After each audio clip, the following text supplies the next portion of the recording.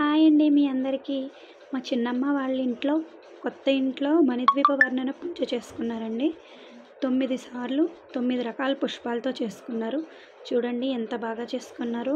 ఎన్ని రకాల ప్రసాదాలు చూడండి. 9 సార్లు 9 ప్రసాదాలు పెట్టాలండి. 9 సార్లు చేసుకుంటే చూడండి 9 రకాల నైవేద్యాలు పెట్టారు. చాలా బాగా చేసుకున్నారు కదా ఫ్రెండ్స్. మీరు కూడా దర్శించుకోండి.